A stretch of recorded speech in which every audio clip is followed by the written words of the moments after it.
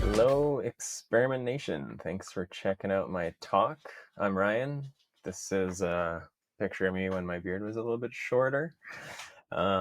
Anyway, I'm co-founder of Qualitative, which is a small CRO agency slash consultancy. And I want to talk to you today about how to come up with your own test ideas. And maybe this seems a little bit obvious, especially if you're a little more experienced as a CRO. So it's maybe more geared towards beginners slash intermediate experimenters. But what I've noticed is that there seems to be this obsession with other people's tests. So this could be in the form of case studies, test repositories. There's a lot of this sort of thing going on LinkedIn where people just seem to not trust their own ability to come up with test ideas, and they rely a lot on what other people are testing. And maybe that's competitors, maybe it's just other CROs in the industry. But I wanted to do this talk to help you build the confidence to be able to trust your own judgment, to be able to look at a website and find issues that you can turn into test ideas that are going to be way more impactful than just trying something that you saw somebody else do. So I want to start out with a little bit of a check-in for you. There's a couple questions here. Have you ever commented sharing is caring or something along those lines on LinkedIn in order to get like a collection of a whole bunch of winning tests or proven test ideas or proven patterns or something like that? Have you perhaps paid money to get access to a repository of historical tests? And question 3, how many CRO checklists are sitting in a folder on your computer somewhere, just collecting virtual dust? Well, if the answer is yes, yes, and lots, then I'm going to poke a little bit of fun at you here, but this is kind of how you come off. You see these little training wheels. This guy, he's like on like a proper bike. It's got the suspension and all these gears, and he's a grown up, but he still has these like little training wheels attached. And this is kind of a good analogy for what I'm talking about. If you're constantly relying on what other people in the industry are doing in terms of the tests that they're running, then it's really holding you back from the fundamentals of what you're supposed to be doing as a CRO. And instead of being like this guy with his fancy bike and his training wheels, there's an alternative approach. And it's to be more like this kid. Look how like happy this guy is and how confident. He's just trucking around on his little bike. And maybe you're not familiar with these bikes, but it's kind of like a bit of a newer approach to teaching kids how to ride bikes. It's called a balance bike, because the crux, like the core of riding a bike, that's the most difficult part, is balancing on two wheels, right? It's super awkward at first. Like it doesn't make any sense. How can you just like balance on two wheels, right? And then, once you start riding bike, you realize that once you get rolling on the bike, it's way easier to balance. Like the bike kind of almost balances itself because of the inertia of the wheels turning, right? So this kind of evolved as a different way to teach kids to ride bikes. Like you just get them to figure out the balance aspect first. And then when it comes time to like getting on a bigger bike and adding some more gears and, different kinds of brakes and whatever, then all that stuff is just like little extra bits of complexity that you can add on later. And I think this is a really good analogy for CRO and A/B testing, because really the crux of what you're supposed to be doing is coming up with test ideas that are actually contextual to the business and the customer segment that you're focusing on, right?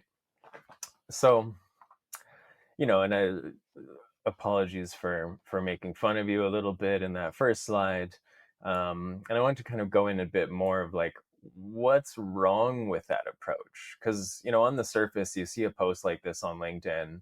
Here's 20 A/B tests that generated almost 4 million in additional revenue. So, why wouldn't you want that? Why wouldn't you want this Figma file that has a whole bunch of test ideas that somebody else has already tested and apparently they won, they're making tons of money for some company. Well, there are a few reasons. One, publication bias. This refers to, mostly in academic journals and stuff, of the stuff that people choose to put forward for publication and the stuff that publishers choose to publish is biased, right? They're always going to focus on the most interesting stuff, and you're not going to see what led to that. You're not going to see like a string of failures that eventually turned into that success. So that's one thing. Like you're not really seeing the whole picture when you're looking at a list of test ideas like this. There's another thing is like you don't really know what went into any of these test ideas. So this particular example, I'm not going to say who it was or anything, but I happen to know that this company, they use a confidence level of 80% for their tests. So if you know much about A/B testing, you know that like typically 95% is kind of the default. Some people advocate for even higher, 97.5, 99% confidence. So if you're getting down, 90, I think can be okay in some cases. But if you're getting down to like 80%, then there's a pretty big percentage of these that are actually false positives. So, something to keep in mind, even though like these are the ones that were chosen to be published, the criteria for publishing them is not very stringent. And the other thing that we don't know is how do they calculate this 3.94 million revenue contribution? There's a lot of different models you can use to estimate the impact from a bunch of A/B tests. They're all models, they're all estimates. None of them are really, the actual truth, because that's basically impossible to figure out. So just keep this stuff in mind when you're seeing these kind of like, here's a bunch of amazing tests that they all won. You don't really know what the criteria was. The other thing is like, even if the criteria is solid, like they have good confidence level, they have a very conservative model for forecasting out the revenue and stuff like that.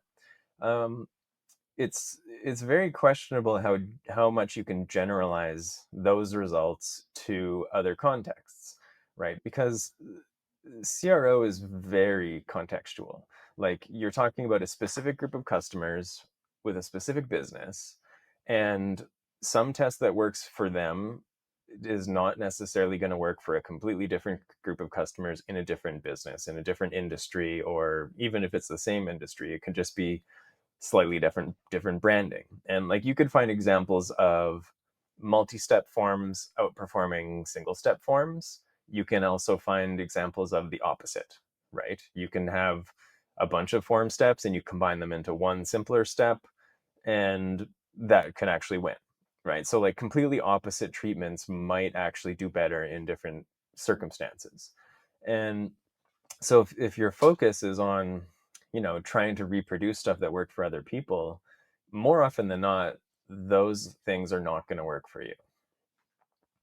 Another issue with this approach is it kind of locks you into this trap of being focused on tactics. And, I kind of understand this because, especially at first in CRO, it seems like kind of that's what it's about. You find these cool psychological hacks or these design patterns, and they just kind of magically result in more conversions for your client or for your site. So I can see where that comes from. But it ends up being kind of like the analogy of somebody with a hammer walking around and everything looks like a nail, right? Like you start to kind of get locked into this mentality of like, I have this collection of really cool treatments that we can do. How can we apply them to this website, right? And I would argue that that's kind of backwards. Like the actual approach, if you want to have a consistently high impact with your tests, is to solve real customer problems. That's not going to come from just like trying to fit, square pegs in round holes and whatnot. Hi, this is Romo Santiago, founder of Experiment Nation. To celebrate our 5th anniversary, we are holding weekly giveaways until November 29th. Prizes include books, free consultation services, and even a t-shirt. To enter, simply join Experiment Nation Slack and fill out the entry form that can be found in the description or through the QR code on the screen. Now back to the session. I really do understand where you're coming from, though, because like you, I was a beginner CRO once, and I had this kind of idea of these shiny things you can do and little hacks and tweaks and design patterns and principles and whatever that you can just apply and you magically get conversions. Um, and also, when I was just starting out in CRO, I was working alongside some pretty experienced people. And for me, it it seemed kind of like crazy how they would be able to basically do like a CRO audit, and as they're making the observations, they're basically compiling the finished deck right away. Right. So it's basically like you're looking at the website, you find an issue, and you're already putting the test idea into a deck. Right. And so for me, it seemed like that was just too difficult to do. Like now that I've been doing this for 7 years or so, I can kind of do that in some cases, like I can get a lot quicker from identifying the issue to figuring out a potential testable solution for it, like all in one step. But I still don't really do that. Like for me, there's another approach that's a lot less intimidating and more reliable in terms of being able to come up with quality ideas at the right time, right? So I want to walk you through that process, which I think is a more analogous to the kid on the balance bike, right? Like the sooner you can do this, the better your success will be in the long term. So this is about not just ditching the training wheels. It's about not even using the training wheels in the first place, right? Just get rid of them. So I'll walk you through what I'm talking about here. So the first kind of component of this is, like I alluded to, separate observations from solutions, right? So don't try to do it all at once. Don't try and look at the site and figure out what should I test here. Uh, Start with making your observations.